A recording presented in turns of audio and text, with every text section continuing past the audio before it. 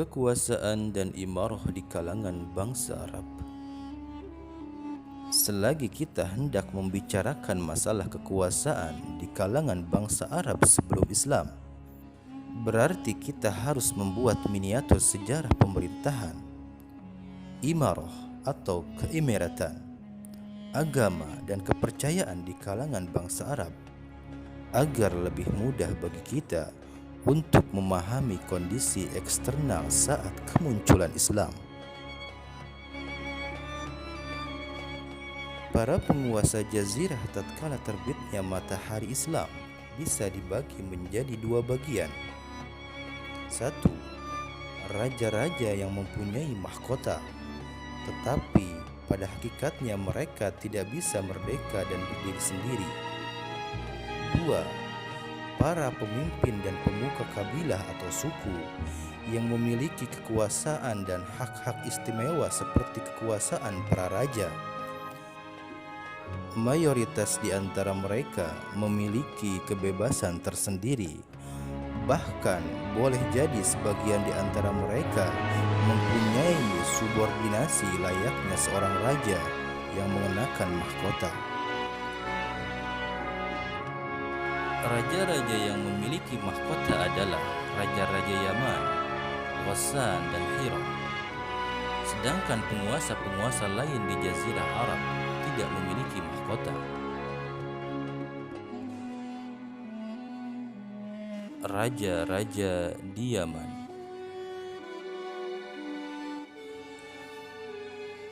Suku terdahulu yang dikenal di Yaman dari kalangan Arab Aribah adalah kaum Saba. Mereka bisa diketahui lewat penemuan fosil Aur yang hidup 20 abad sebelum Masehi.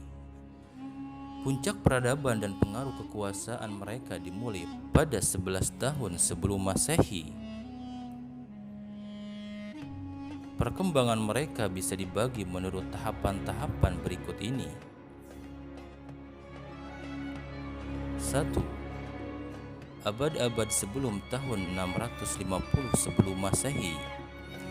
Raja-raja mereka saat itu bergelar Maghrib Saba dengan ibu kotanya Sarawah.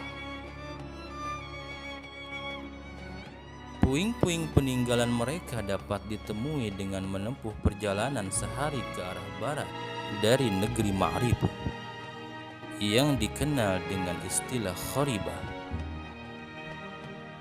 Pada zaman merekalah dimulainya pembangunan bendungan yang dikenal dengan nama Bendungan Ma'rib yang sangat terkenal dalam sejarah Yaman.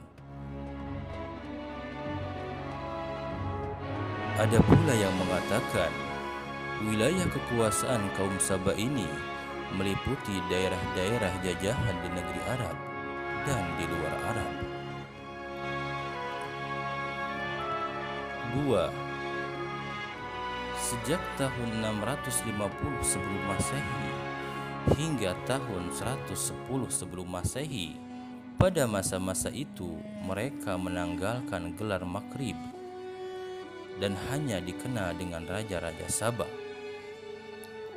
Mereka menjadikan Ma'rib sebagai ibu kota, sebagai ganti dari Sarawah. Puing-puing kota ini dapat ditemui sejauh 60 mil dari San'a ke arah timur.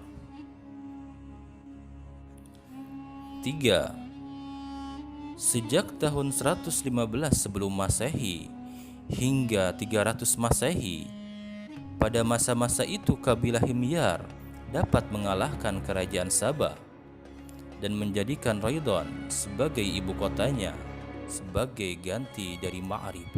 Kemudian Raidon diganti menjadi Dhafar. Puing-puing peninggalannya dapat ditemukan di sebuah bukit yang di sekitarnya dikelilingi pagar di dekat Yarim. Pada masa itulah mereka mulai jatuh dan runtuh. Perdagangan mereka bangkrut sebagai akibat dari perluasan kekuasaan kabilah Nabat ke utara Hijaz. Ini sebab pertama. Sebab lainnya karena bangsa Romawi menguasai jalan-jalan perdagangan lewat laut setelah mereka dapat menguasai Mesir, Suria, dan bagian Hijaz Utara. Sebab lainnya lagi, adanya persaingan antara kabilah-kabilah di sana. Faktor-faktor inilah yang menyebabkan berpencarnya keluarga Qahtan dan mendorong mereka untuk berpindah ke negeri Syasa'. 4. Sejak tahun 300 Masehi hingga masuknya Islam ke Yaman. Pada masa-masa itu sering diwarnai kekacauan, keributan, revolusi, peperangan antar suku yang justru membuat mereka menjadi mangsa bagi orang luar. Hingga kemerdekaan mereka pun terenggut. Pada masa itu bangsa Romawi masuk ke Aden.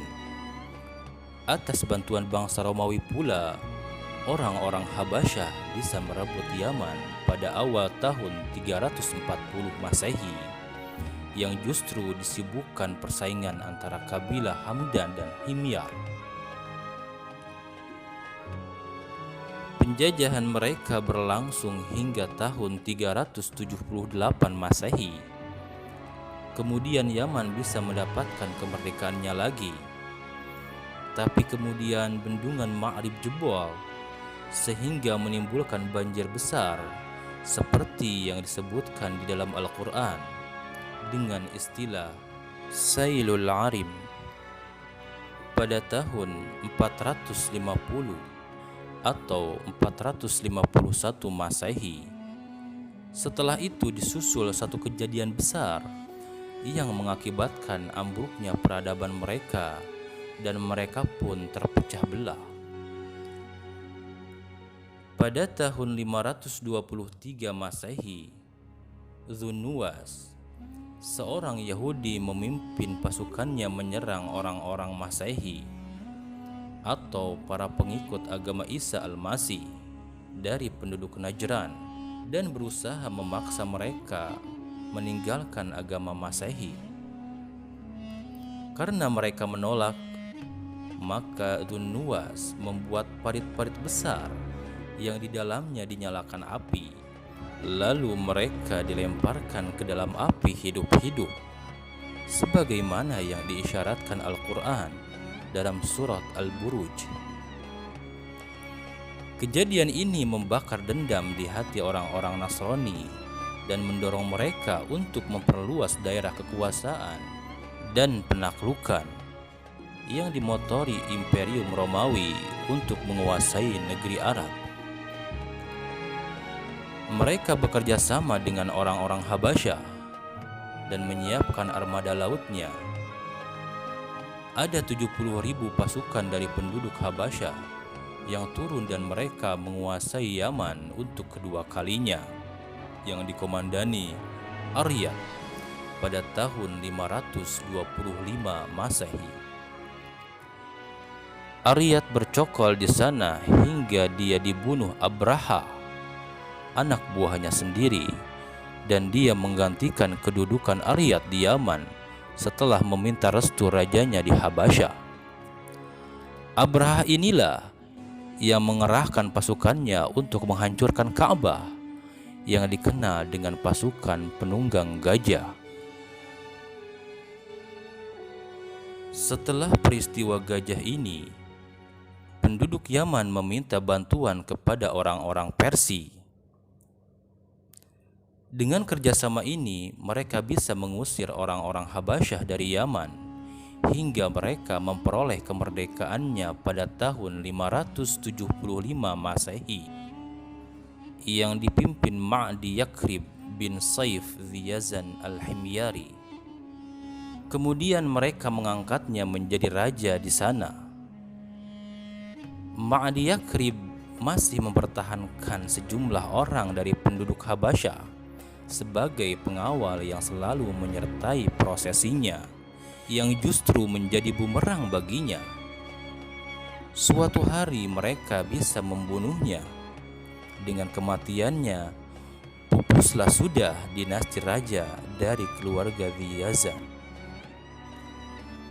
Setelah itu, Kisra mengangkat penguasa dari bangsa Persia di sana dan menjadikan Yaman sebagai salah satu wilayah kekuasaan Persia. Beberapa pemimpin dari bangsa Persia silih berganti menguasai Yaman, dan era kepemimpinan mereka yang terakhir atas Yaman adalah Bazan, yang kemudian memeluk Islam pada tahun 638 Masehi. Dengan keislamannya ini, berakhir sudah kekuasaan bangsa Persia atas negeri Yaman.